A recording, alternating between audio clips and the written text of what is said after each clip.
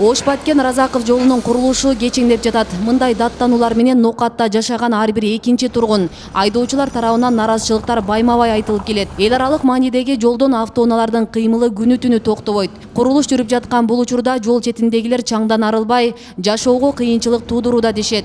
Күндүн аптаптуу ысыгында суу ташуучу унаалардын жардамы тийбей жатканын тасмадан да байкоого болот.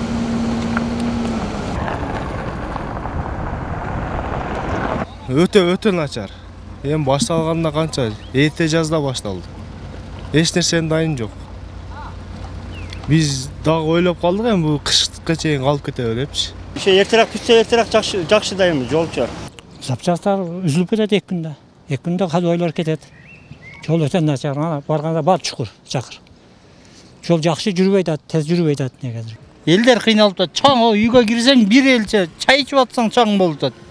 Эми Ноокат жолунун курулушун УКМКнын төрагасы Камчыбек Ташиев көзөмөлдөйт. Мындай тапшырма өлкө башчы Садыр Жапаров тарабынан коюлган. Бул тууралуу УКМКнын төрагасы социалдык баракчасына узундугу 15 чакырымга жакын жол ушул жылдын сентябрь айынын аягына чейин бүткөрүлсүн деп билдирүү калтырган. Оерин казат, берин казат, кетишет.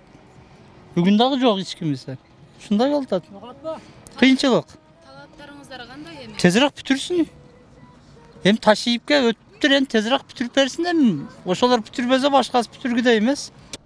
Жолдун куруу жумуштарын көзөмөлдөө үчүн район акими Данир Иманалиевдин жетекчилиги астында штаб түзүлгөн. Учурда эң көйгөйлүү деп табылган 2 участкада биринчи этап боюнча 14 чакырым жолдо иш өз нугунда жүрүп жатат. Азыр эски асфальттар сыйрылып, жолду кеңейтүү чаралары көрүлүүдө. Буга чейин кызыл сызыкка чыгып кеткен курулуштар алынып, чоң алуудагы электр линияларды жылдыруу иштери аткарылган. 28-ден 34-ка чейинки 6 километр аралыгы, ошондой эле 40-тан 47-ге чейин ошо 7 километр болуп, ошо биринчи этапта жалпы 13 чакырым аралыгыны ошо куруу жумуштары башталган. Бүгүнкү күндө биз жергиликтүү бийлик тарабынан бүт ошо биз жогоруда белгилеген ошо 28 башкача айтканда ошо кызыл сызыкка кирген курулуштарды ар түрдүү багыттагы турак жай же болбосо ошо коммерческий багыттагы курулуштарды жылдыруу боюнча иш алып барылып атат. Линиялар жылдыруу болду.